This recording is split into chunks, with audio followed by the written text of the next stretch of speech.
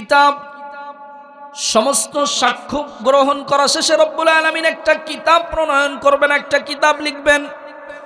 প্রত্যেকটা মানুষের আমলনামা একটা কিতাবের মধ্যে রব্বুল আলামিন লিখবেন।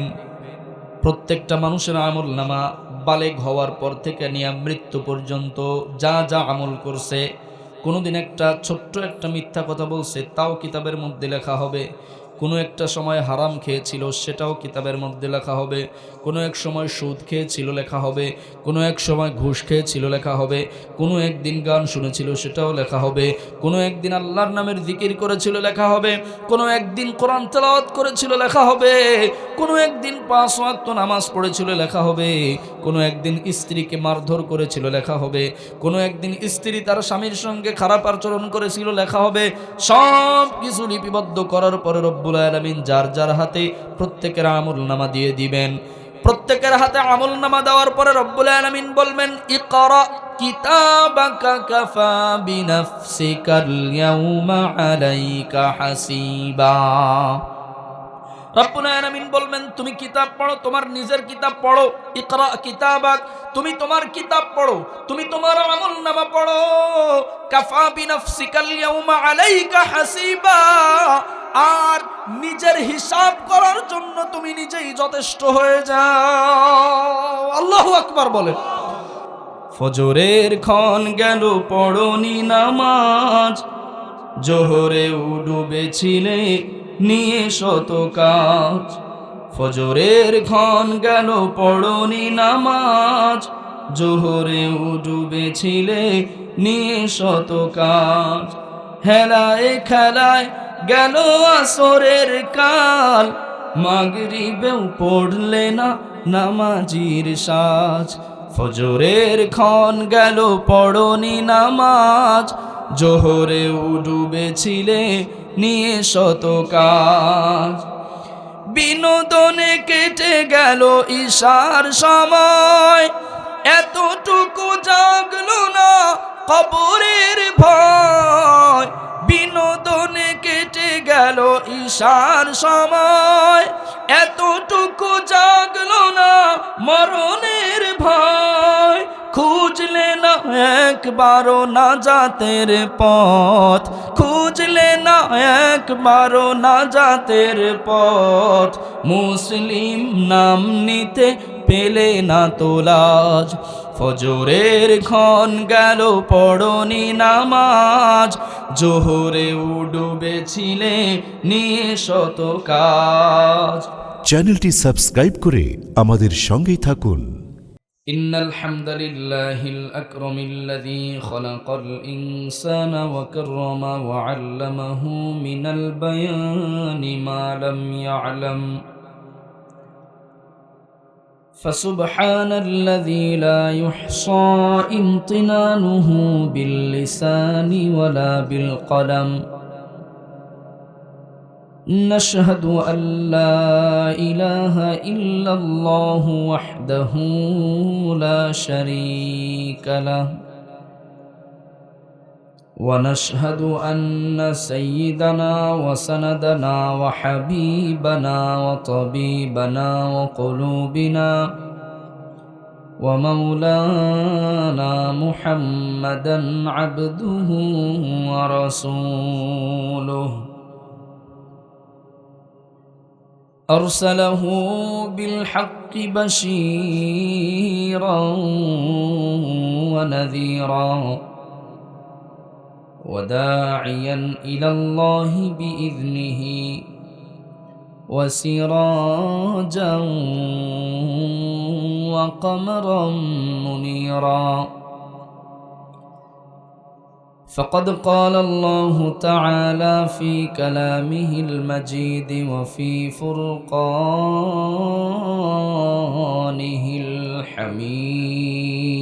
الحميد. محبتের সাথে সকলে পড়ুন, আউযু বিল্লাহি মিনাশ শাইতানির রাজীম। বিসমিল্লাহির রাহমানির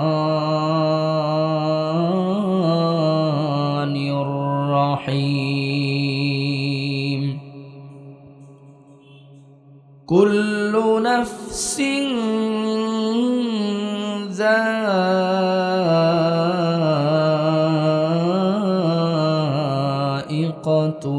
মাউত ওয়া ইন্নামা তুওয়াফাউনা উজুরাকুম ইয়াওমাল কিয়ামাহ فمن زحزح عن النار وأدخل الجنة فقد فاز وما الحياة الدنيا إلا متاع الغرور এই আকাশে বাতাস অপরূপ ধরা তোমার স্নেহ মায়া প্রেম প্রীতি ভরা এই আকাশে বাতাস অপরূপ ধরা তোমার স্নেহ মায়া প্রেম প্রীতি ভরা তুমি আছো সবখানে সবার পাশে ভালোবাসার সীমা বেশে তুমি আছো সবখানে সবার পাশে ভালোবাসার সীমা বেশে হৃদয়ের শত চাওয়া তোমায় কাছে পাওয়া হৃদয়ের শত চাওয়া তোমায় কাছে পাওয়া মানি না কভু গো তোমাকে ছাড়া এই আকাশে বাতাস অপরূপ ধরা তোমার স্নেহ মায়া প্রেম প্রীতি ভরা এই আকাশে বাতাস অপরূপ ধরা তোমার স্নেহ মায়া প্রেম প্রীতি ভরা সব কিছুর একটাই মোহনা তুমি যার ধারা বহমান সারা পৃথিবী সব কিছুর একটাই মোহনা তুমি যার ধারা বহমান সারা পৃথিবী অমিয় সুধা হেথা তোমার যত কথা অমিয় সুধা হেথা তোমার যত কথা সবখানে তোমার করুণা ঘেরা এ আকাশে বাতাস অপরূপ ধরা তোমার স্নেহ মায়া প্রেম প্রীতি ভরা এ আকাশে বাতাস অপরূপ ধরা তোমার স্নেহ মায়া প্রেম প্রীতি ভরা দুনিয়ার সব মানুষ সফলতা অর্জন করতে চায় দুনিয়ার সব মানুষ সফল হতে চায় কিন্তু সফলতার সংজ্ঞা বোঝে না দুনিয়ার মানুষ মনে করে হয়তোবা টাকা পয়সা ধন সম্পদের মালিক হলেই বুঝি সফল হওয়া যায় ঠিক না বেঠিক মানুষ মনে করে মান কানা ইউরিদু হারসাল আখিরাতি নাজিদ লাহু ফি হারসিহি ওয়া মান কানা ইউরিদু হারসাদ দুনিয়া নুতিহি মিনহা ওয়া মা লাহু ফিল আখিরাতি মিন নাসিব আখিরাতকামী মানুষেরা আখিরাত অর্জন করতে চায় আল্লাহ তাদের নিয়ামতকে বৃদ্ধি করে দেয় সুবহানাল্লাহ বলেন আর দুনিয়ামুখী মানুষেরা দুনিয়া অর্জন করতে চায় যার একটা বাড়ি আছে সে আরেকটা বাড়ি বানাতে চায় যার 1 বিঘা জমি আছে সে আরও 1 বিঘা জমি বাড়াতে চায় যার একটা গাড়ি আছে সে আরও একটা গাড়ি বাড়াতে চায় কারণ মানুষ এটাকেই সফলতা মনে করে 10 বিঘা জমি আছে এটাই সফলতা 20 বিঘা জমি আছে এটাই সফলতা 30 বিঘা জমি আছে এটাই সফলতা 5 তলা একটা বিল্ডিং আছে এটাই সফলতা ব্যাংকে 10 কোটি টাকা আছে এটাই সফলতা দুনিয়ার মানুষ এটাকেই সফলতা মনে করে নেতা হতে পেরেছে নির্বাচনে বিজয়ী হতে পেরেছে এটাই সফলতা হিসাবে মানুষ ধরে নেয় কিন্তু আল্লাহ সুবহানাহু ওয়া তাআলা বলেন না এটা সফলতা নয় আমার পূর্বে যিনি আলোচনা করেছেন অত্যন্ত চমকপ্রদ একটা কথা বলেছেন কোরআনের আয়াতের উদ্ধৃতি টেনেছেন রব বলেছেন ওয়ামাল হায়াতুদ দুনিয়া ইল্লা মাতাউল গুরুর, দুনিয়াটা খেল তামাশের জায়গা ছাড়া আর কোনো কিছুই না। আল্লাহ তাআলা রব্বুল আলামিন বলেন, কুল্লু নাফসিন যায়িকাতুল মাউতি ওয়া ইন্নামা তুওয়াফাউনা উজুরাকুম ইয়াউমাল কিয়ামাহ। সমস্ত মানুষ পৃথিবী ছেড়ে বিদায় গ্রহণ করবে, সব মানুষ দুনিয়া ছেড়ে চলে যাবে।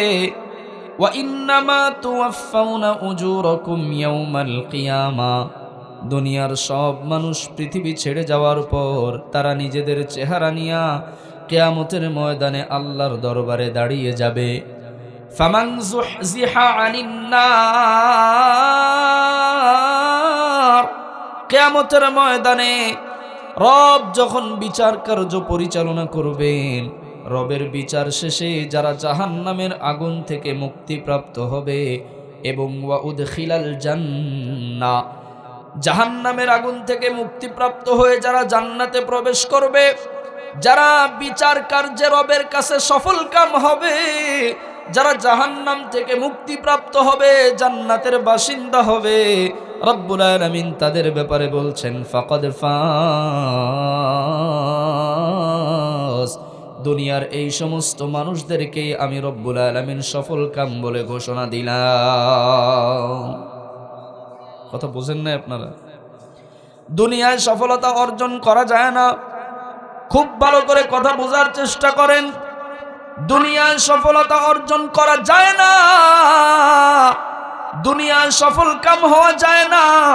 কারণ দুনিয়ার ক্ষমতা চিরস্থায়ী নয়, দুনিয়ার টাকা পয়সা ধন সম্পদ এগুলো চিরস্থায়ী নয়। সব মানুষ ইন্তেকাল করবে, কিয়ামতের ময়দানে রবের দরবারে দাঁড়ানো লাগবে। আল্লাহর বিচার কার্য পরিচালনা শেষ হওয়ার পরে যেই ব্যক্তি জাহান্নাম থেকে মুক্তিপ্রাপ্ত হয়ে জান্নাতে যাবে, আল্লাহ তাআলা রব্বুল আলামিন ওই মানুষটাকেই সফল কাম বলে ঘোষণা দিয়েছে। জোরে কন্যা সুবহানাল্লাহ। এজন্য দুনিয়ার সফলতা নয়, কিয়ামতের ময়দানে আল্লাহ যাকে সফল কাম বলে ঘোষণা দিয়েছেন ওই মানুষটাই সফল কাম। ঠিক না ঠিক? দুনিয়ার সফলতা অর্জন হবে না, দুনিয়ায় সফলতা অর্জন করা যাবে না।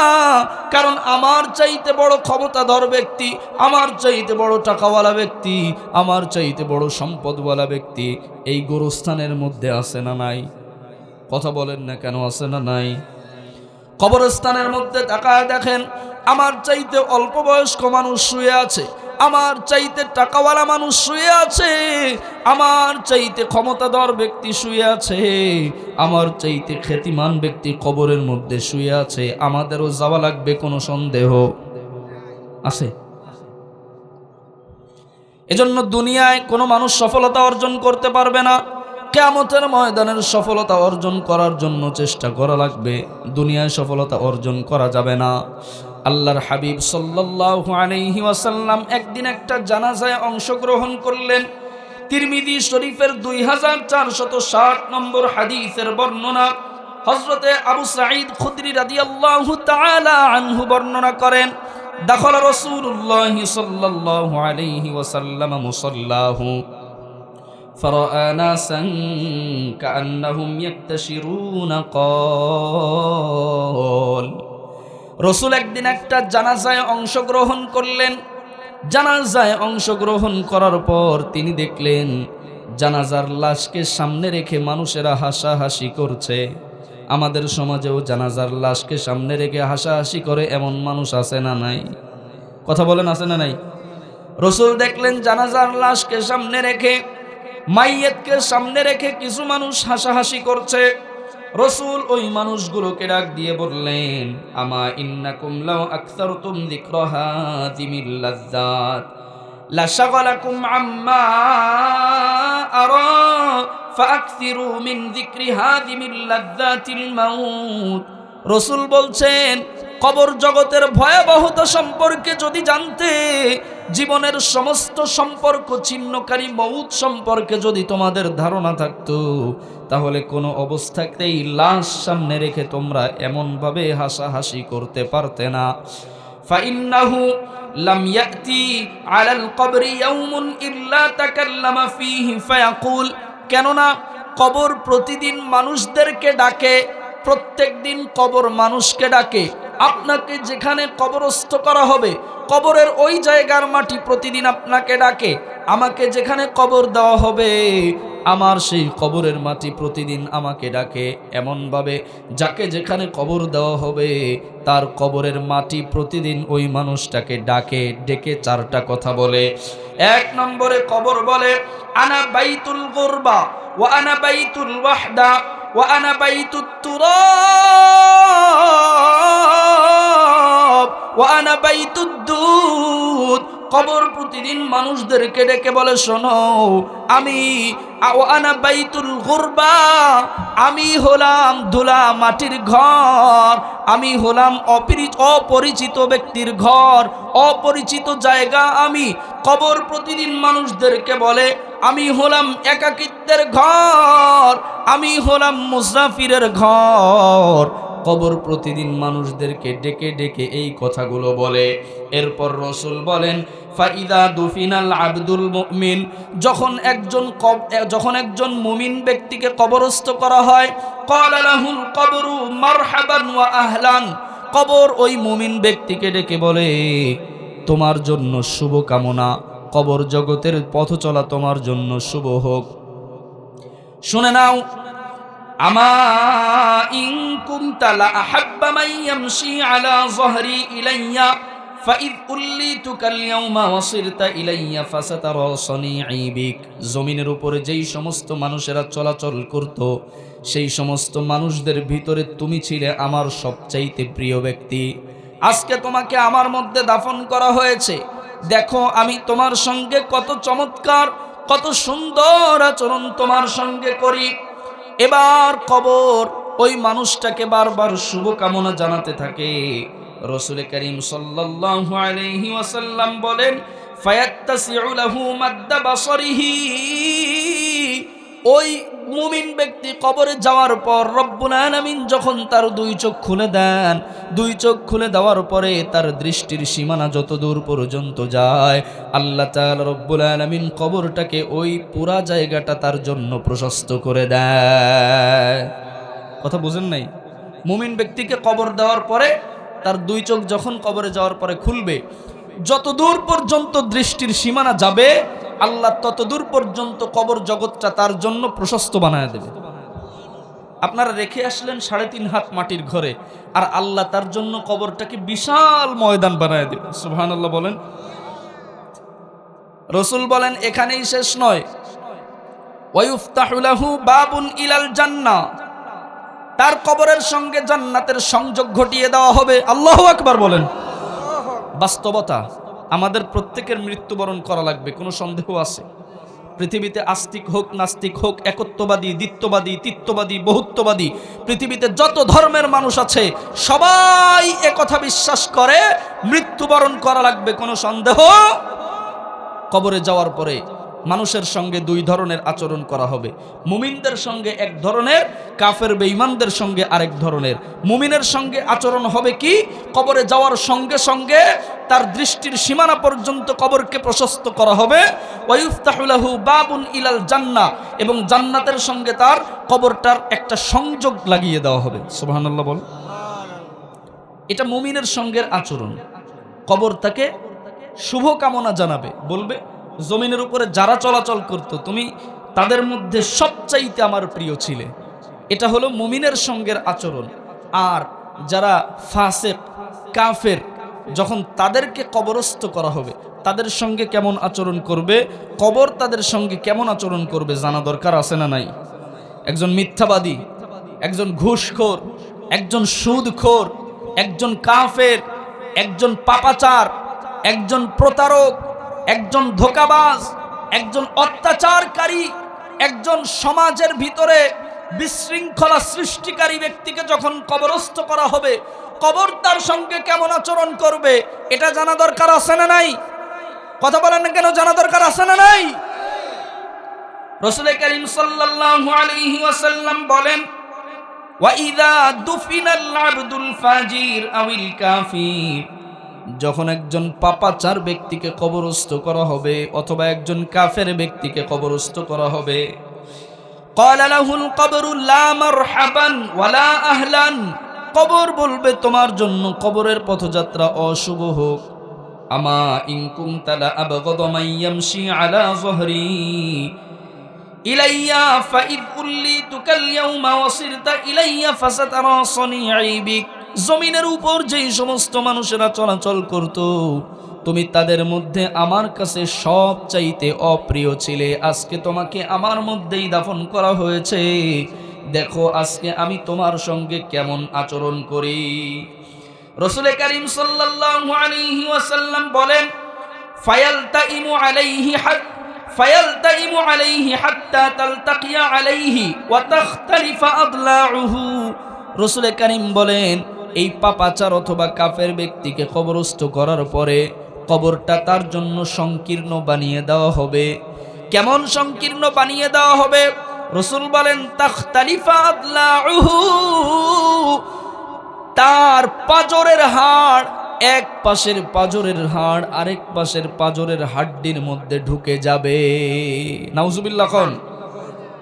রাসূল কারীম সাল্লাল্লাহু আলাইহি ওয়াসাল্লাম এই যে পাজরের হাড্ডি, একটা হাড্ডি আরেকটা হাড্ডির মধ্যে ঢুকে যাবে, এটা বোঝানোর জন্য ফাআদখালা বা'দাহা ফি জাওফি বা'দ, রাসূল নিজের দুই হাতের আঙ্গুলগুলো এমন করে দেখিয়েছেন, দুই হাতের আঙ্গুল এভাবে দেওয়ার পরে যেমনি ভাবে একটা আঙ্গুল আরেকটা আঙ্গুলের ভিতরে ঢুকে গেল, রাসূল সাহাবায়ে কেরামদেরকে লক্ষ্য করে বললেন, শোনো, পাপাচার অথবা কাফের ব্যক্তিকে যখন কবরস্থ করা হবে, দুই পাশের মাটি যখন চাপ দিবে তখন এক পাশের পাজরের হাড্ডি আরেক পাশের হাড্ডির ভিতরে এভাবে ঢুকে যাবে। বলেন নাউজুবিল্লাহ।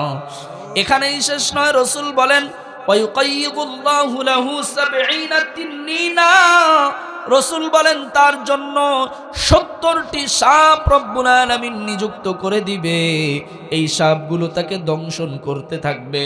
লাউ আন্না ওয়াহিদাম মিনহা নাফাখা ফিল আরদি মা আমবাতাত শাইআ মা বাকিয়াতিদ দুনিয়া ফায়ানহাশনাহু ওয়া ইয়াখদিশনাহু হাত্তা ইউফদা বিহি ইলাল হিসাব। রাসূল বলেন, এই ৭০টি সাপ তাকে দংশন করতে থাকবে। এই সাপগুলোর বিষের তীব্রতা এত বেশি, যদি এই ৭০টি সাপের কোনো একটি সাপ জমিনের ভিতরে একবার ফু দিত, তাহলে জীবনে কোনো দিন জমিনের উপর আর কখনো ফসল উদ্গত হতো না। নাউজুবিল্লাহ বলেন। তাহলে সেই সাপের বিষের তীব্রতা কত বেশি, ৭০টা সাপের কোনো একটা সাপ যদি জমিনের ভিতরে একবার ফু দিত, জীবনে কোনোদিন জমিনের উপরে আর ফসল উদ্গত হতো না। চিন্তা করতে পারেন কেমন সাপ। এবার রাসূল কারীম সাল্লাল্লাহু আলাইহি ওয়াসাল্লাম বলেন, এই ৭০টি সাপ কিয়ামত পর্যন্ত কাফের অথবা পাপাচার ব্যক্তিটাকে কামড়াতে থাকবে। কি অবস্থা হবে চিন্তা করেন। রাসূল কারীম বলেন, ইন্নামাল কবরু রাওযাতুম মিন রিয়াজিল জান্নাহ আও হুফরাতুম মিন হুফারিন নার, কবর জগৎটা কারো কারো জন্য জান্নাতের বাগানে পরিণত হবে, আর কারো কারো জন্য কবর জগৎটা জাহান্নামের অগ্নিকুণ্ডে পরিণত হয়ে যাবে। বলেন নাউজুবিল্লাহ। কবরটা কারো কারো জন্য জান্নাতের বাগান। দিনের কাজ যারা করেছে, যারা সালাত আদায় করেছে, যারা মিথ্যা কথা বলে নাই, যারা সুদ ঘুষের সঙ্গে জড়ায় নাই, যারা মা বাবাকে কষ্ট দেয় নাই, কোনো মানুষের সঙ্গে অন্যায় আচরণ করে নাই, ধোঁকাবাজি মিথ্যা প্রতারণার আশ্রয় যারা নেয় নাই, আল্লাহ তাআলা রব্বুল আলামিন এদের জন্য কবর জগৎটা করবেন একরকম, আর যারা রবের অবাধ্যতায় লিপ্ত হয়েছে রব্বুল আলামিন তাদের জন্য কবর জগৎটা করবেন আরেক রকম। এজন্য রাসূল বলেন, ইন্নামাল কবরু, নিশ্চয় কবর, রাওযাতুম মিন রিয়াজিল জান্নাহ, কারো কারো জন্য জান্নাতের বাগানে পরিণত হবে, আও হুফরাতুম মিন হুফারিন নার, অথবা কবর জগৎটা কারো কারো জন্য জাহান্নামের অগ্নিগর্তে পরিণত হয়ে যাবে। নিজেদের কবর জগৎটা সুন্দর হোক চাই কারা কারা? দুই হাত তুলে মালিককে দেখায় দেন। নারায়ে তাকবীর, নারায়ে তাকবীর।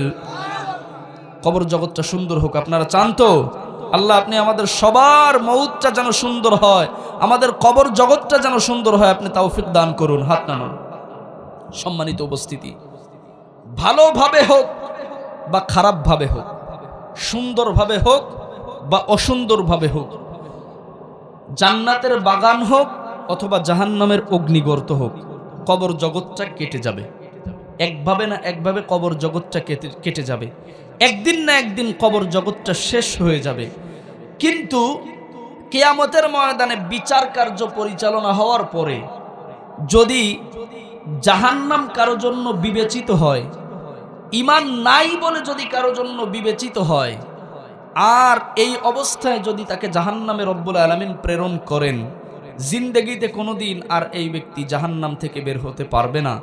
আর আল্লাহ তাআলা রব্বুল আলামিন যদি কাউকে জান্নাতে দেন, জীবনে কোনোদিন তাকে আর জান্নাত থেকে বের করবেন না। সুবহানাল্লাহ বলেন। কবর জগৎটা যদি সুন্দর হয়, আখিরাতটাও তার সুন্দর হবে। আল্লাহ তাআলা রব্বুল আলামিন কবর জগতের শেষে আখিরাতি জিন্দেগির বিচার কার্য, প্রাথমিক শুরুটা হবে হলো বিচার কার্য দিয়ে। বিচার কার্য পরিচালনা করবেন কে? কথা বলেন। আল্লাহ সুবহানাহু ওয়া তাআলা। আল্লাহ তাআলা রব্বুল আলামিন বিচার কার্য পরিচালনা করা শুরু করবেন। কবর জগৎটা শেষ হবে, শেষ হওয়ার পরে রব্বুল আলামিন বিচার কার্য পরিচালনা করবেন হাসরের ময়দানে। কোথা থেকে শুরু করবেন বিচার কার্য? কোথায় শুরু হবে? জাবালে রহমত থেকে। বাইতুল্লাহ গিয়েছেন কারা কারা? হাত তোলেন তো।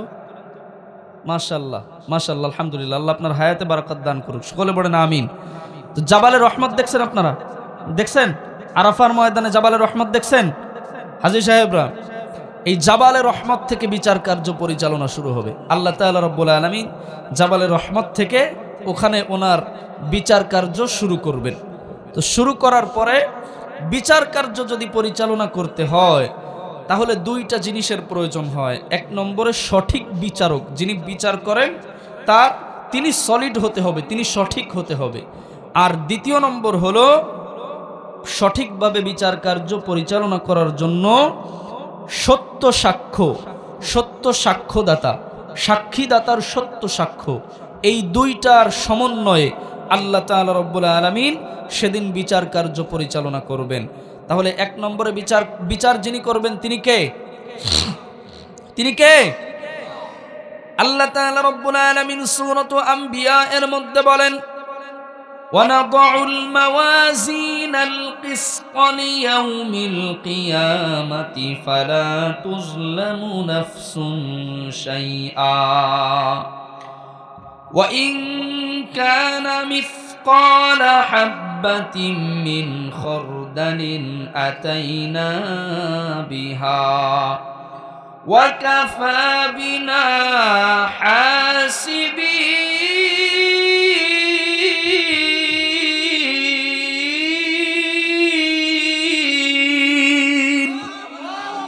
রব্বুল আলামিন বলেন, কিয়ামতের ময়দানে যখন তিনি বিচার কার্য শুরু করবেন, কোনো মানুষের উপর বিন্দু পরিমাণ কোনো জুলুম করা হবে না।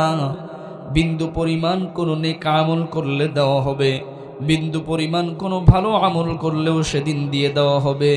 ওয়াকাফা বিনা হাসিবিন। আর বিচার কার্য পরিচালনা করার জন্য একজন যথেষ্ট। আওয়াজ দিয়ে বলেন তিনি কে? আল্লাহ সেদিন বিচার কার্য পরিচালনা করার জন্য যথেষ্ট হবেন। বিচারক থাকবেন আল্লাহ।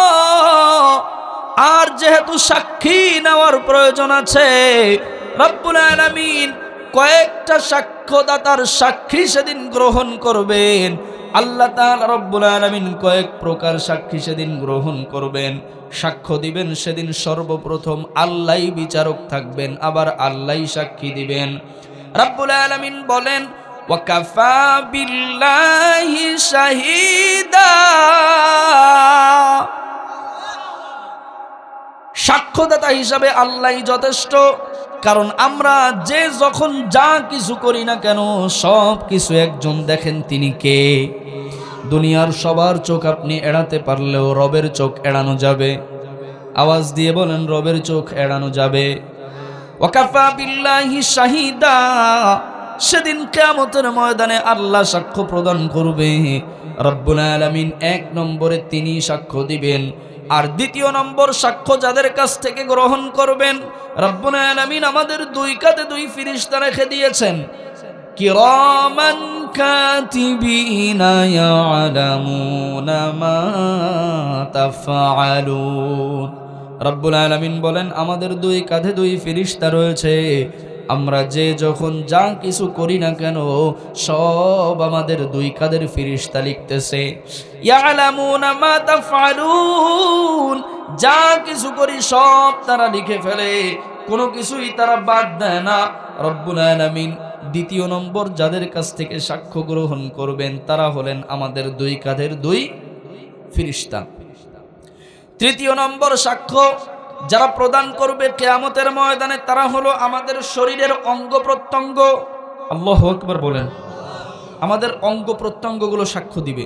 রব্বুল আলামিন সূরাত ইয়াসিনের মধ্যে বলেন, আল ইয়াউমা নাখতিমু আলা আফওয়াহিহিম ওয়া তুকাল্লিমুনা আইদিহিম ওয়া তাশহাদু আরজুলুহুম বিমা কানু ইয়াকসিবুন। রব্বুল আলামিন বলেন সেদিন মানুষের জবানের উপরে মোহর মেরে দেওয়া হবে, মানুষের মুখের উপরে সেদিন রব্বুল আলামিন মোহর মেরে দিবে। কিয়ামতের ময়দানে মানুষ সেদিন কোনো কথা বলতে পারবে না। রব্বুল আলামিন বলেন তাহলে সেদিন কথা বলবে কারা? নাখতিমু আলা আফওয়াহিহিম। রব্বুল আলামিন বলেন সেদিন মানুষের মুখের উপরে মোহর মেরে দেওয়া হবে, মানুষ জবান দিয়া কথা বলতে পারবে না। কথা বলবে কারা? তুকাল্লিমুনা আইদিহিম, মানুষের 2 হাত কথা বলবে। আল্লাহু আকবার বলেন। মানুষের হাত কথা বলবে। তুকাল্লিমুনা আইদিহিম, মানুষের হাত কথা বলবে। ওয়া তাশহাদু আরজুলুহুম, মানুষের পা কিয়ামতের ময়দানে কথা বলবে। ওয়া তাশহাদু আরজুলুহুম, মানুষের পা সেদিন কথা বলবে।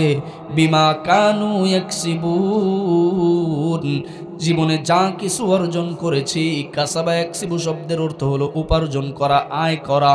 নিজের জীবনে যা কিছু করেছি সব কিয়ামতের ময়দানে সাক্ষ্য দিবে।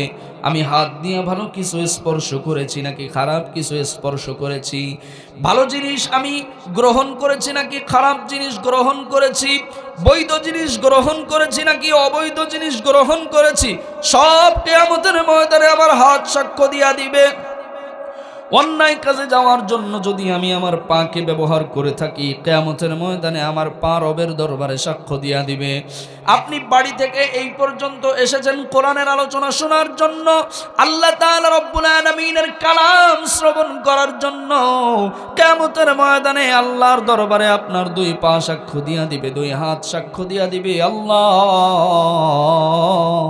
24 তারিখে মানুষেরা, আপনার এই মানুষটা, আপনার এই বান্দাটা কোরআনের আলোচনা শোনার জন্য গোরস্থান ময়দানে বসেছিল। কিয়ামতের ময়দানে আপনার 2 পা সাক্ষ্য দিয়া দিবে। অনুরূপভাবে আপনি যদি কোনো খারাপ কাজে যাওয়ার জন্য আপনি কোথাও যান, তাহলে সেদিন কিয়ামতের ময়দানে আপনার 2 পা রবের দরবারে সাক্ষ্য দিয়া দিবে। হাত এবং পাই শুধুমাত্র সাক্ষ্য দিবে, এখানেই শেষ নয়।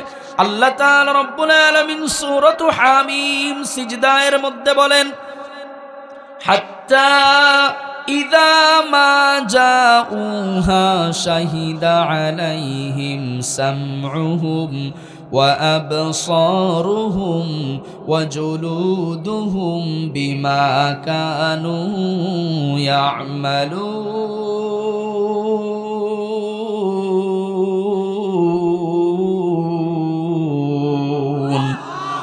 রব্বুল আলামিন জানিয়েছেন কিয়ামতের ময়দানে হাত এবং পাই সাক্ষ্য দিবে, এই পর্যন্তই ক্ষান্ত নয়।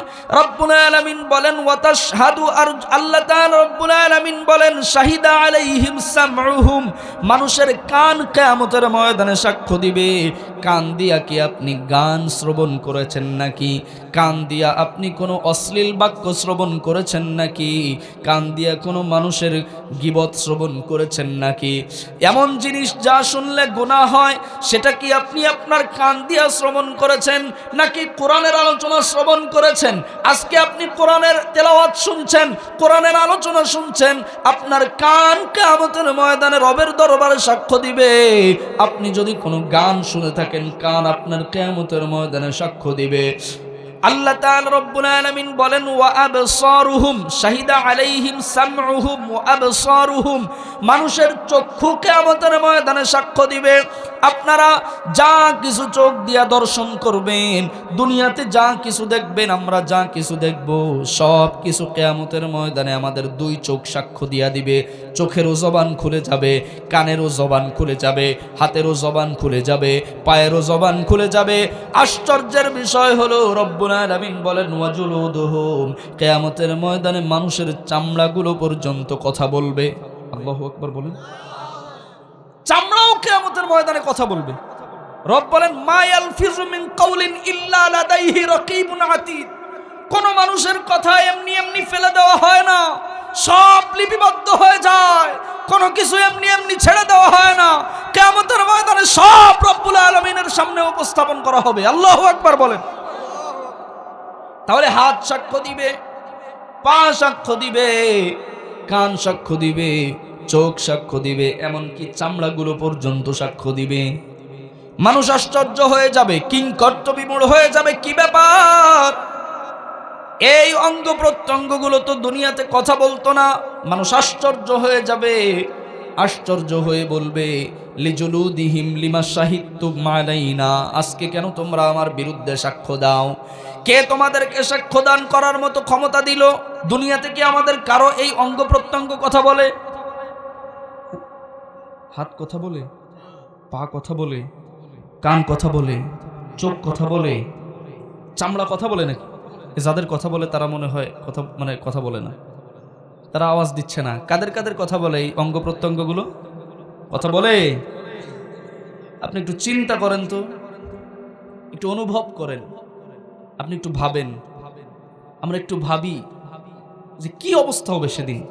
আজকে ঠান্ডায় বসে আছেন, কোন কোন শীতের রাতে কষ্ট হচ্ছে আপনাদের, বলতেছেন কষ্ট হচ্ছে না, কিন্তু বুঝতেছি তো কষ্ট হচ্ছে। আমি তো এখানে গদির উপরে বসে আছি, কিন্তু আপনারা তো নিচে ঠান্ডার উপরে বসে আছেন।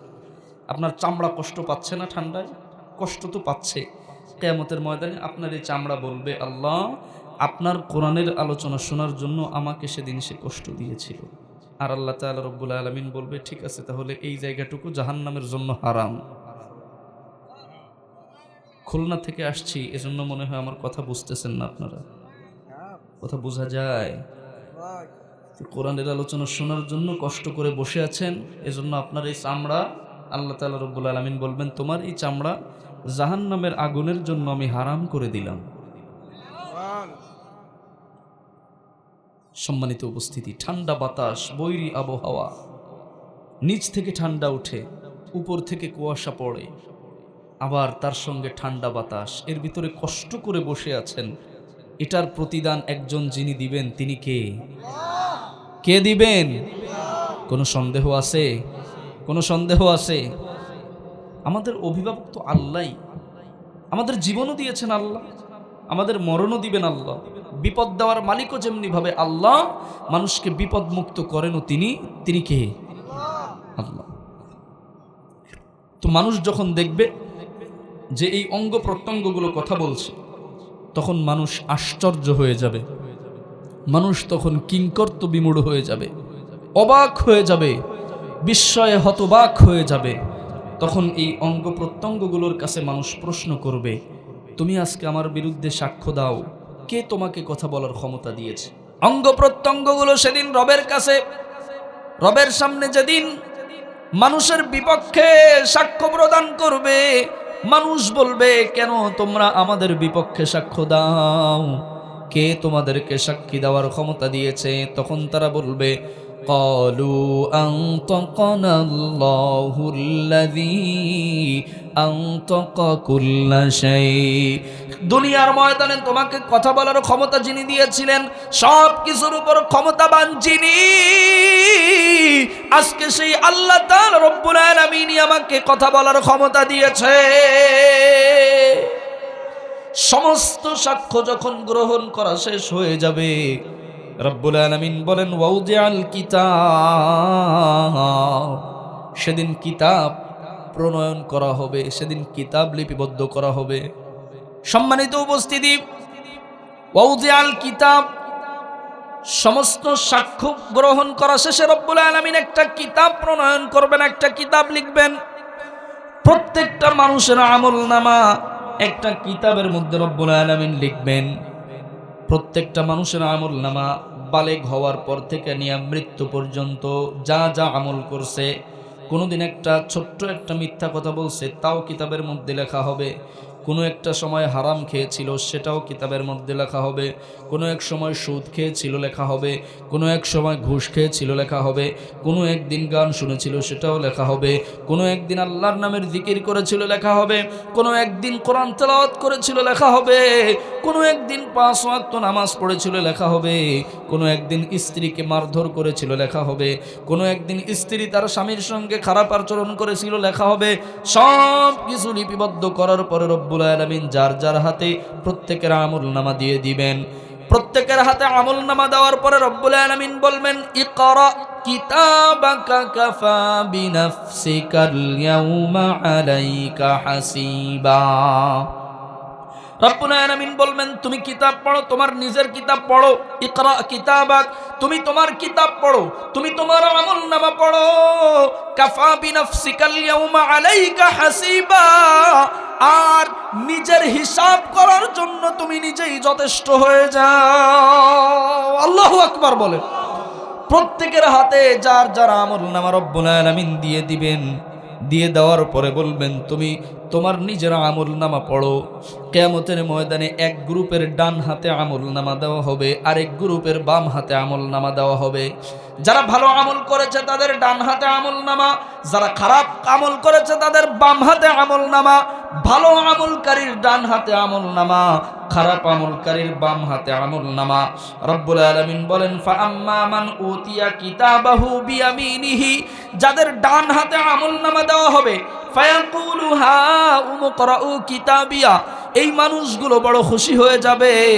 কিয়ামতের ময়দানের মানুষদেরকে ডেকে ডেকে বলবে দেখো আজকে আমার আমলনামা কত সুন্দর, দুনিয়াতে ভালো আমল করেছিলাম, এজন্য আল্লাহ তাআলা রব্বুল আলামিন আজকে আমার সঙ্গে কত চমৎকার আচরণ করেছে। কোন সুবহানাল্লাহ।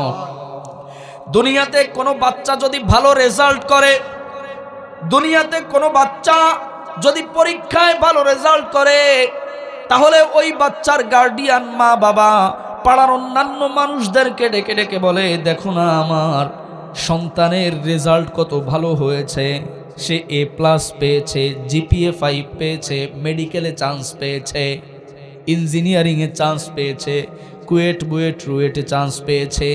কত চমৎকারভাবে মানুষদেরকে ডেকে ডেকে বলে। আর কিয়ামতের ময়দানে যার আমলনামা ভালো হবে এই মানুষটাও বড় খুশি হয়ে যাবে, আর মানুষদেরকে ডেকে ডেকে বলবে হা উমকরাউ কিতাবিয়া, আজকে আমার আমলনামা পড়ো। দেখো না আল্লাহ তাআলা রব্বুল আলামিন আমার সঙ্গে কত চমৎকার আচরণ করেছে। বলেন সুবহানাল্লাহ। রব্বুল আলামিন বলেন ইন্নী যানানতু আন্নী মুলাকিন হিসাবিয়া, এই মানুষটা বলবে আমি জানতাম আমার রব আমার সঙ্গে ভালো আচরণ করবে, এটা আমি জানতাম, কারণ দুনিয়াতে চলাকালীন আমি আল্লাহর আদেশগুলো অর্জন করেছি, আল্লাহর নিষেধগুলো বর্জন করেছি, আমি অন্যায় আচরণ করি নাই, আমি মা বাবার সঙ্গে খারাপ আচরণ করি নাই, সন্তানদের হক আমি নষ্ট করি নাই, আমি কোনো মানুষের সঙ্গে অন্যায় আচরণ করি নাই, আমি ধোঁকাবাজি করি নাই, চাঁদাবাজি করি নাই, টেন্ডারবাজি করি নাই, আমি সুদখোর ছিলাম না, আমি ঘুষখোর ছিলাম না, আমি নামাজি ছিলাম, নামাজ পরিত্যাগ করি নাই, আমি সব আদেশগুলো আল্লাহর মেনে নিয়েছিলাম। এজন্য আল্লাহ তাআলা রব্বুল আলামিন আমার সঙ্গে ভালো আচরণ করবেন এটা আমি জানতাম। সুবহানাল্লাহ বলেন। পরীক্ষায় ভালো রেজাল্ট করলে ছাত্র বলে আমি ভালো করে পড়ছি বলে ভালো রেজাল্ট হয়েছে, ঠিক না বেঠিক? দুনিয়ার ময়দানে টাকা পয়সা ঘুষ দিয়া রেজাল্ট ভালো করা যায়, কিয়ামতের ময়দানে ঘুষ দিয়া রেজাল্ট ভালো করা যাবে? যাবে? দুনিয়াতে ভালো আমল করলে সেদিন রেজাল্ট ভালো হয়ে যাবে, দুনিয়াতে খারাপ আমল করলে সেদিন রেজাল্ট খারাপ হয়ে যাবে, কোনো সন্দেহ আছে? ঘুষ দেওয়া যাবে, সেদিন কাউকে ঘুষ দেওয়া যাবে না। আল্লাহ তাআলা রব্বুল আলামিন বলেন, এই যাদের ডান হাতের মধ্যে আমলনামা দেওয়া হবে, ফাহুয়া ফি ঈশাতির রাদিয়া, আমি আল্লাহ তাআলা রব্বুল আলামিন তাদেরকে একটা সন্তুষ্টিমূলক জীবন দান করব। সুবহানাল্লাহ বলবেন না? সুন্দর একটা জীবন দান করব, সন্তোষজনক জীবনে তারা থাকবে। কেমন? প্রথম হাদিসে কুদসির মধ্যে একটা হাদিস আসছে, আমি আপনাদেরকে শোনাই। আল্লাহ বলেন, আ'দাততু লিইবাদিয়াস সালিহিন, আমি ভালো আমলকারী মানুষদের জন্য এমন জান্নাতের ব্যবস্থা করেছি, মালা আইনুন রাআত, জান্নাতের চমৎকার এই সুন্দর জীবন ব্যবস্থা কেউ কোনোদিন দেখে নাই। সুবহানাল্লাহ বলেন। ওয়ালা উযুনুন সামিআত, জান্নাতের এমন সৌন্দর্যের কথা কেউ কোনোদিন শুনেও নাই, চোখেও দেখে নাই, শুনেও নাই। ওয়ালা খাতারা আলা কলবি বাশার, আর জান্নাতের সৌন্দর্য কেমন হবে এটা কোনো অন্তর কোনোদিন কল্পনাও করতে পারবে না। বাড়িতে যে লেপ মুড়ি দিয়ে সুবহানাল্লাহ কইন, জোরে কন না সুবহানাল্লাহ। জান্নাতের সৌন্দর্য কত সুন্দর হবে এটা কোনোদিন কোনো চোখ দেখে নাই, কোনো কান শুনে নাই, কোনো অন্তর কোনোদিন কল্পনা করে শেষ করতে পারবে না। এবার কোরআনের মধ্যে আল্লাহ তাআলা রব্বুল আলামিন একটা মিসাল দিয়েছেন, একটা উদাহরণ দিয়েছেন, যে সামান্য একটা উদাহরণ দিয়ে বুঝিয়েছেন যে জান্নাতের মধ্যে জান্নাতের সৌন্দর্য কেমন হবে এটা বোঝানোর জন্য বলেন, আমি যাদেরকে জান্নাত দিব, মাসালুল জান্নাতিল্লাতি ওয়াইদাল মুত্তাকুন, আমি জান্নাতীদের জন্য একটা ঘরের ব্যবস্থা করব। জান্নাতের জন্য যে নিয়ামত আমি আল্লাহ তাআলা রব্বুল আলামিন নির্ধারণ করেছি, সেই নিয়ামতের মধ্যে অন্যতম একটা নিয়ামত থাকবে, জান্নাতীদের ঘর থাকবে 4টা নহরের মাঝখানে। 4টা নহরের মাঝখানে জান্নাতীদের ঘর থাকবে। এই ঘরের চারপাশ দিয়া 4টা নহর বয়ে যাবে। 1 নম্বরে ফিহা আনহারুম মিম্মা ইন গায়রি আসিন, 1 নম্বরে জান্নাতীদের ঘরের এক পাশ দিয়া স্বচ্ছ নির্মল পানির নহর বইতে থাকবে। সুবহানাল্লাহ বলেন। ওয়া আনহারুম মিন লাবানিল লাম ইয়াতাগায়্যার তা'মু, জান্নাতীদের ঘরের আরেক পাশ দিয়া দুধের নহর বয়ে যাবে। সুবহানাল্লাহ বলেন। ওয়া আনহারুম মিন খামরিল লাযযাতিল লিশশারিবিন, জান্নাতীদের ঘরের আরেক পাশ দিয়া মদের নহর বয়ে যাবে। সুবহানাল্লাহ বলেন। জান্নাতের মদ কত সুন্দর হবে এটা বোঝার জন্য দুনিয়াতেও 2-1 পিক খাওয়ার দরকার আছে না নাই? আছে, কয়েকজন আছে। আসের গ্রুপে কারা কারা একটু হাত তোলেন তো। খান নাকি মোটামুটি মদ? হ্যাঁ, হিরোইন, তাড়ি, বাবা, মোটামুটি এটা তো চলে। হ্যাঁ, এটা চলে। আছেন কারা কারা আছেন? হাত তোলেন তো। আছেন নাকি কেউ? আল্লাহ তাআলা রব্বুল আলামিন আমাদেরকে হেফাজত করুন, সকলে পড়ে না আমি। জান্নাতের মদ কেমন হবে এটা বোঝার জন্য দুনিয়াতে একটু খেয়ে টেস্ট করবেন। আল্লাহ বলেন, ওইগুলো যারা দুনিয়াতে খাবে তারা জান্নাতে জীবনে পাবে না। সুবহানাল্লাহ বলেন। যারা দুনিয়াতে এগুলোর টেস্ট নিবে আল্লাহ তাদেরকে কিয়ামতে জান্নাতে দিবে। দুনিয়াতে টেস্ট করলে জান্নাতে পাওয়া যাবে না। এজন্য দুনিয়াতে সংযত থাকতে হবে, ওদিকে যাওয়া যাবে না, ওদিকে যাওয়া যাবে না। আল্লাহ বলেন 4টা জিনিস থেকে বেঁচে থাকো, সফল কাম হবে। ইন্নামাল খমরু, 1 নম্বরে নেশা জাতীয় দ্রব্য। মদ খাওয়া যাবে, হিরোইন খাওয়া যাবে, বাবা খাওয়া যাবে, তাড়ি খাওয়া যাবে। আরে কথা বলে না কেন? ফেন্সিডিল খাওয়া যাবে। আরে জোরে বলেন না কেন? ফেন্সিডিল খাওয়া যাবে, গাঁজা খাওয়া যাবে। এটা তো মোটামুটি জায়েজ আছে। এটা তো মোটামুটি জায়েজ আছে নাকি? এটা জায়েজের পক্ষে কারা কারা একটু হাত তোলেন তো।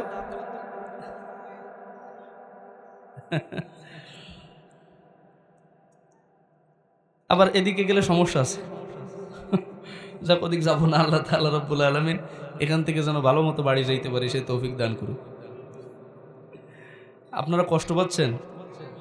খারাপ লাগতেছে আপনাদের? সম্মানিত হাজিরিন, আল্লাহ বলেন 1 নম্বরে নেশা জাতীয় যত দ্রব্য আছে। এবার আলোচনার শেষ পর্যন্ত এখান থেকে যেটা উঠে যাবে আমি বুঝবো যে ওই গ্রুপের লোক। আলোচনার শেষ পর্যন্ত, আলোচনার ইতি না টানা পর্যন্ত যদি উঠে যান তাহলে বুঝবো যে ওই গ্রুপের লোক। আল্লাহ তাআলা রব্বুল আলামিন আমাদেরকে ক্ষমা করুন, সকলে পড়েন আমিন। বেশি সময় আপনাদেরকে কষ্ট দিব না। 4টা জিনিস থেকে বেঁচে থাকা লাগবে। 1 নম্বরে নেশা জাতীয় দ্রব্য। বলেন কি? 4টা জিনিস জীবন থেকে পরিত্যাগ করে দিতে হবে। 1 নম্বরে কি?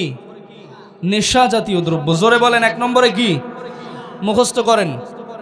এই 4টা জিনিস জীবন থেকে পরিত্যাগ করে দিবেন, সফলতা দিবে কে? ইন্নামাল খমর, নেশা জাতীয় দ্রব্য ত্যাগ করতে হবে। ওয়াল মাইসির, জুয়া। মোবাইলে ক্যাসিনো খেলে না এখন বর্তমানে?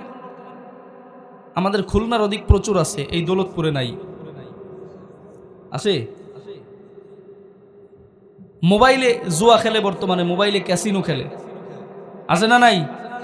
বহু পরিবার এই জুয়ার মধ্যে জড়িয়ে তার জীবনকে ধ্বংস, বহু লোকজন তার জীবনকে ধ্বংস করেছে, পরিবার সহ ধ্বংস হয়ে গেছে, আছে না নাই? একদিনে, গত কয়েকদিন আগে একজন আমাকে বলতেছে, হুজুর আমার সন্তান এক বিকালে 4.5 লাখ টাকা জুয়া খেলে শেষ করছে। জোরে কোন সুবহানাল্লাহ? কয় সুবহানাল্লাহ। এটা কি সুবহানাল্লাহ বলার জায়গা? জোরে কোন নাউজুবিল্লাহ। এক বিকালেই 4.5 লাখ টাকা শেষ। এরকম পরিবার আছে না নাই? স্ত্রী তার স্বামীর যন্ত্রণায় বাঁচে না এই জুয়ার কারণে। এরপরে আবার যখন এই ক্রিকেট খেলা হয়, দোকানে দোকানে জুয়ার আসর বসে, ঠিক না বে ঠিক? দোকানে দোকানে ক্যারাম বোর্ড আছে না? এদিকে আছে নাকি ওই সিস্টেম? ক্যারাম খেলে আর জুয়া লাগায়, আছে না নাই? দাবা খেলে জুয়া লাগায়, আছে না নাই?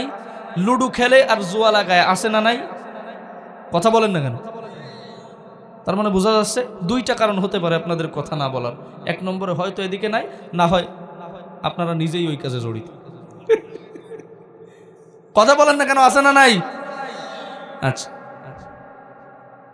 আল্লাহ তাআলা রব্বুল আলামিন আমাদের হেফাজত করুন, সকলে পড়ে না আমিন। 2টা জিনিস, 4টা জিনিস জীবন থেকে পরিত্যাগ করা লাগবে। তার 1 নম্বরে নেশা। কথা বলেন না কেন? 1 নম্বরে কি? নেশা। 2 নম্বরে কি? জুয়া। আর 3 নম্বরে ওয়াল আনসব। 3 নম্বরে হলো ভাগ্য নির্ধারক তীর। অর্থ হলো ভবিষ্যৎবাণী যারা করে, জ্যোতিষী, এদের কাছে যাওয়া যাবে না। যারা তাবিজ কবজ করে, এদের কাছে যাওয়া যাবে না। যারা অন্যায় অপকর্ম করে, কুফরি কালাম করে, তাদের কাছে যাওয়া যাবে না। জান নাকি আপনারা ভবিষ্যৎবাণী শোনার জন্য? মহিলারা এই কাজে একটু পারদর্শী আছে। আল্লাহ তাআলা রব্বুল আলামিন আমাদের মা বোনদেরকে হেফাজত করুন, সকলে পড়ে না আমিন। সংসার ধ্বংস করার জন্য কত মহিলা যে এই কাজগুলো করে বেড়ায়, আমাদের খুলনাতে অনেক ঘটনা শুনি।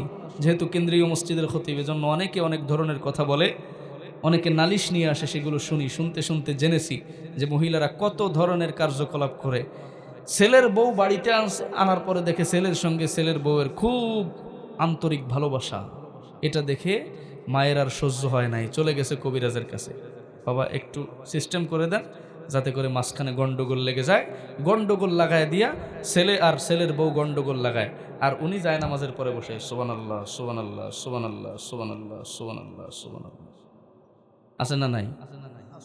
যুবকরা এই যন্ত্রণায় একেবারে অতিষ্ঠ হয়ে গিয়েছে। একদিকে মা সামলাবে নাকি বউ সামলাবে? কথা বলেন না কেন?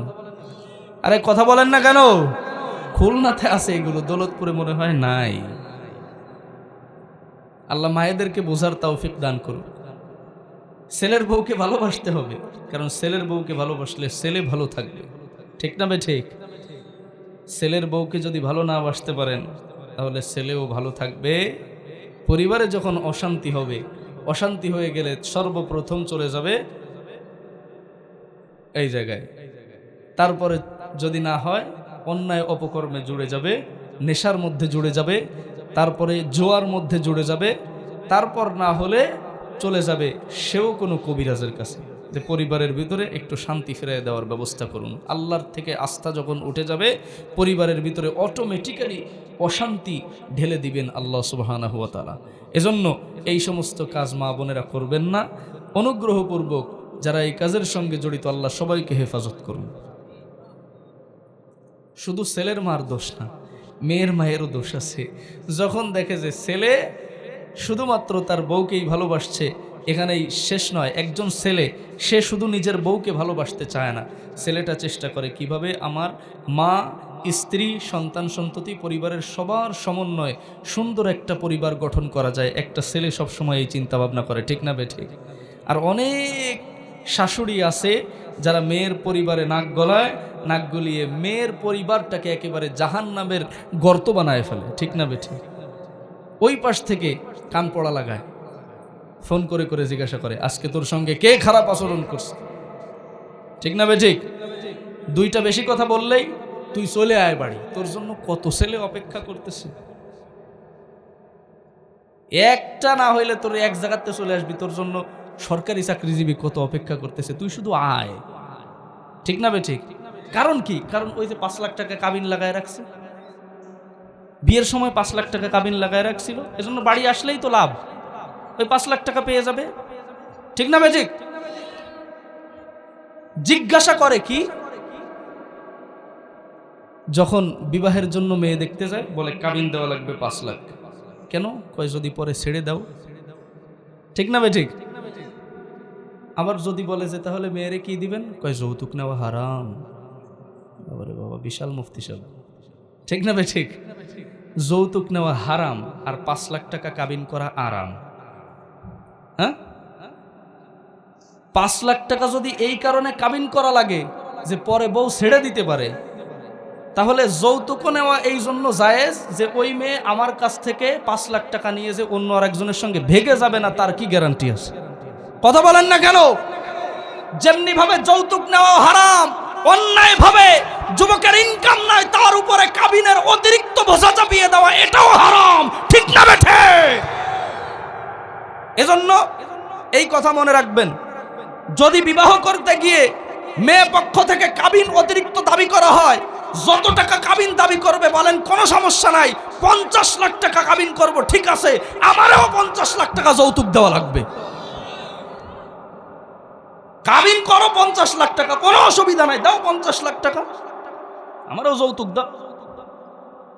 কথা বলেন না কেন?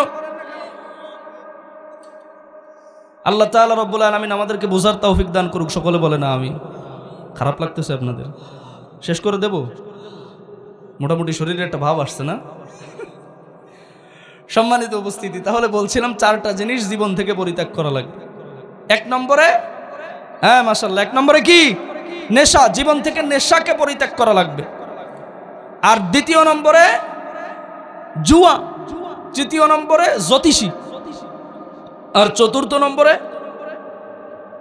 নম্বর হলো আপনার মূর্তি পূজা, ওয়াল আজলাম, মূর্তি পূজা জীবন থেকে পরিত্যাগ করে দেওয়া লাগবে। মূর্তি পূজা আছে না নাই? যেখানে মূর্তি পূজা হয় সেখানে যাওয়া যাবে, যেখানে কবর পূজা হয় সেখানে যাওয়া যাবে। আল্লাহ তাআলা রব্বুল আলামিন এই 4টা জিনিস থেকে আমাদেরকে হেফাজত করুন, সকলে পড়ে না আমিন। সম্মানিত উপস্থিতি, কথা বলছিলাম জান্নাতের মধ্যে, জান্নাতের ঘর সমূহের পাশ দিয়া 4টা নহর বয়ে যাবে। 1 নম্বরে হলো স্বচ্ছ নির্মল পানির নহর, আর 2 নম্বরে রব্বুল আলামিন 2 নম্বরে জান্নাতীদের ঘরের পাশ দিয়া দুধের নহর বইয়ে দিবেন। আর 3 নম্বরে জান্নাতের ঘরের পাশ দিয়া বয়ে যাবে কিসের নহর? মদের নহর। কিসের নহর? মদের নহর বয়ে যাবে। আর 4 নম্বরে ওয়া আনহারুম মিন আসালিম মুসাফফা, জান্নাতের আরেক পাশ দিয়া মধুর নহর বয়ে যাবে। বলেন সুবহানাল্লাহ। মায়া ঘেরা রঙিন পৃথিবী নয়তো সুখের খনি, মায়া ঘেরা রঙিন পৃথিবী নয়তো সুখের খনি। জান্নাত চির সুখেরি ঘর, জান্নাত চির সুখেরি ঘর, জান্নাত চির সুখেরি ঘর। যদি জানতে ওগো তুমি মায়া ঘেরা রঙিন পৃথিবী নয়তো সুখের খনি। পড়েন আল্লাহু আকবার। জান্নাতের মধ্যে আল্লাহ তাআলা রব্বুল আলামিন চাইলে অন্যান্য কিছুর নহর দিতে পারতেন, কিন্তু বিশেষ করে এই 4টা নহরই কেন রব্বুল আলামিন দিলেন জানা দরকার আছে না নাই? আল্লাহ অন্যান্য কিছুর নহর দিতে পারতেন। সৌদি আরবে গিয়ে দেখেছি, আমি গতকালকে ওমরা থেকে ফিরছি, প্রতি মাসেই ওমরায় যাই আলহামদুলিল্লাহ। তো যাই হোক, সৌদি আরবে দেখেছি যে আপনার ওই ফলের শরবত, প্রত্যেকটা ফলের অথেন্টিক শরবত পাওয়া যায়। আমের শরবত পাওয়া যায়, এরপরে আপনার বেদানার শরবত পাওয়া যায়, প্রত্যেকটা ফলের অথেন্টিক শরবত পাওয়া যায়। তো আল্লাহ চাইলে তো জান্নাতের পাশ দিয়া অন্যান্য জিনিসের নহরগুলো দিতে পারতেন কিনা, কিন্তু বিশেষ করে 4টা নহর কেন দিলেন এটা জানার দরকার আছে না নাই? জানার দরকার আছে না নাই? হ্যাঁ, জান্নাতের মধ্যে আল্লাহ বিশেষ করে পুরুষদেরকে একটা নিয়ামত দান করবেন। মহিলারা শুনলে আবার একটু কষ্ট পায় মনে মনে, বলবো আচ্ছা, বিশেষ করে একটা নিয়ামত আল্লাহ পুরুষদেরকে দান করবেন। বলেন তো সেই নিয়ামতের নাম কি? হ্যাঁ, এটা তো মুখস্থ আছে মাশাআল্লাহ। জুমার দিনের কোনো আলোচনা যদি মুসল্লিদের মুখস্থ না থাকে, একটা আলোচনা খুব একটা জায়গা, কোনো জায়গা মুখস্থ না থাকলেও, কোনো জায়গা না বুঝলেও, জীবনের শুরু থেকে যেদিন থেকে জুমার নামাজ পড়া শুরু করছে সেদিন থেকে মরণের আগ পর্যন্ত কোনো কিছু মুখস্থ হয় না, একটা শব্দ খুব ভালো মুসল্লিদের মুখস্থ আছে। কি বলেন তো? ইন্নাল্লাহা ইয়া'মুরু বিল আদলি ওয়াল ইহসান ওয়া ইতা'i যিল কুরবা ওয়া ইয়ানহা আনিল ফাহশাই ওয়াল মুনকারি ওয়াল বাগই ইয়া'iযুকুম লাআল্লাকুম তাযাক্কারুন ফাযকুরুনি আযকুরকুম ওয়াশকুরুলি ওয়া লা তাকফুরুন।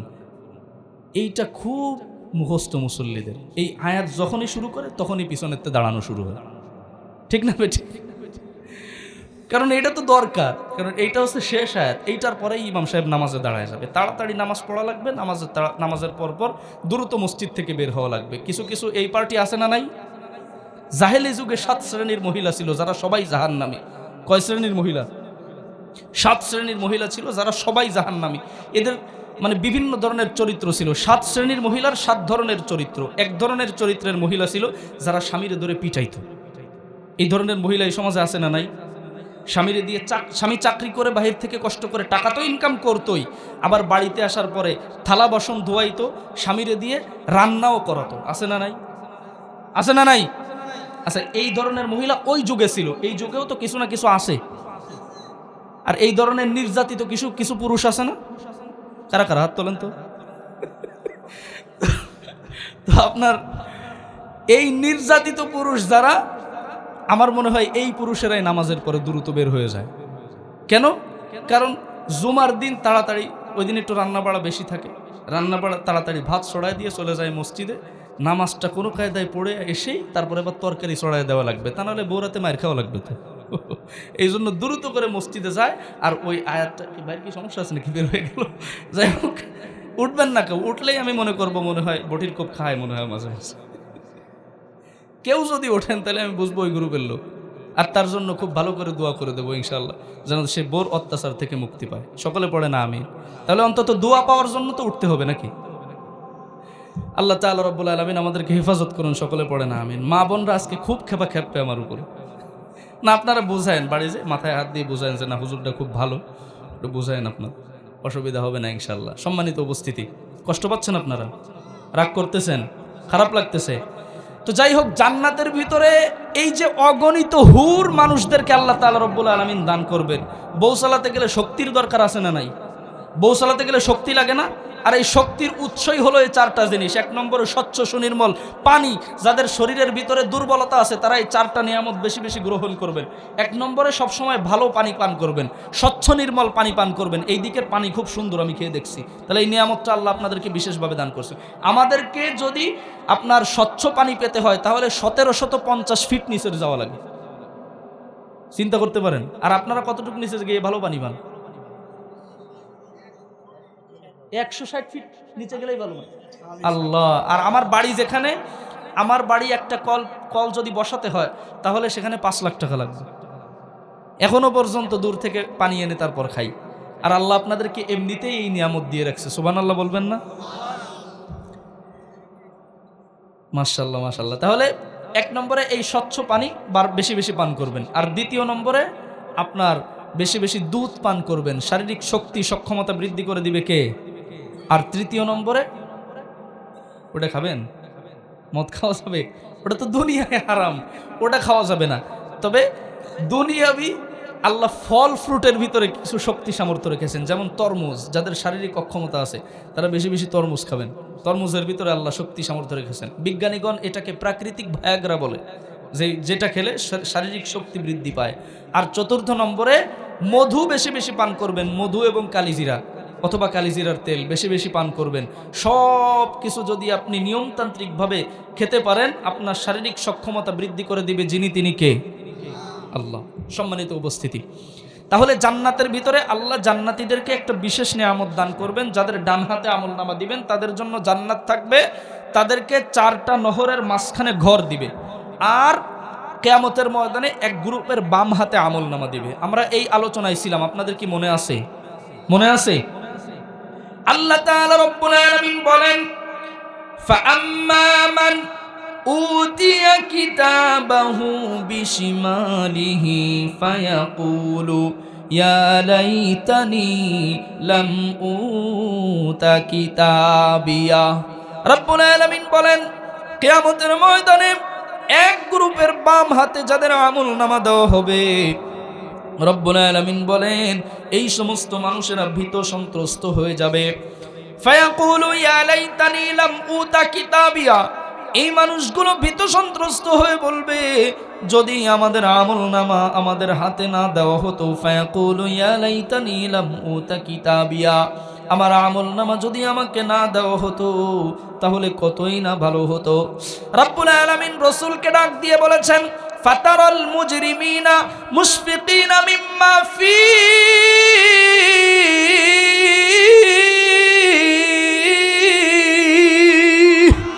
রব্বুল আলামিন বলেন, ওগো নবীজি, আপনি কিয়ামতের ময়দানে লক্ষ্য করে দেখবেন যাদের বাম হাতে আমলনামা দেওয়া হবে এই মানুষগুলো ভীত সন্ত্রস্ত হয়ে যাবে।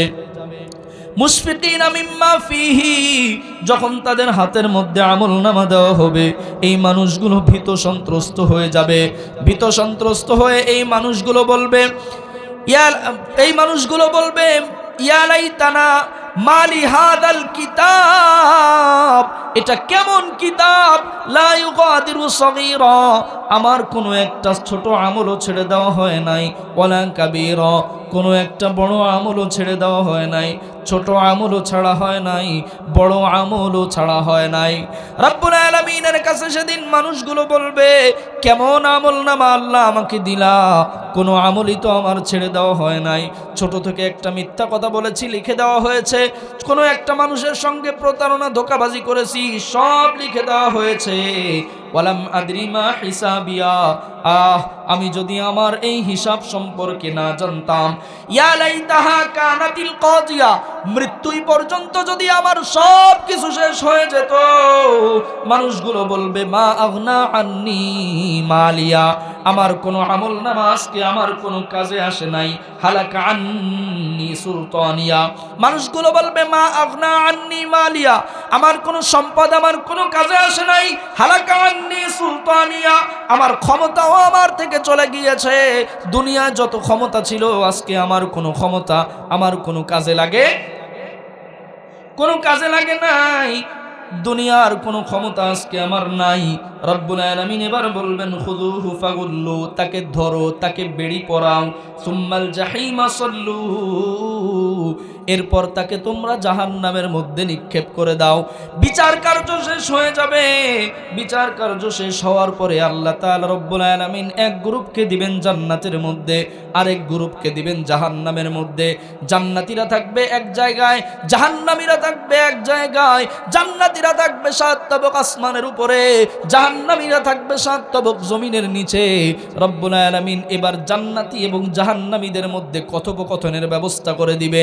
জাহান্নামীরা জান্নাতীদেরকে চিনবে, জান্নাতীরা জাহান্নামীদেরকে চিনবে। জাহান্নামীরাও জান্নাতীদের সঙ্গে কথা বলতে পারবে, জান্নাতীরাও জাহান্নামীদের সঙ্গে কথা বলবে। রব্বুল আলামিন সূরাতুল মুদ্দাথিরের মধ্যে বলেন, ফি জান্নাতি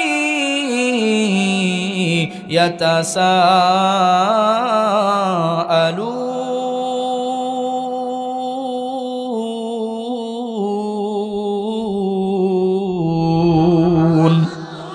জান্নাতীরা জান্নাতীরা সেদিন প্রশ্ন করবে আনিল মুজরিমিন, জাহান্নামীদেরকে, মা সালাকাকুম ফি সাকার, কিসে তোমাদেরকে জাহান্নামে নিক্ষেপ করেছে?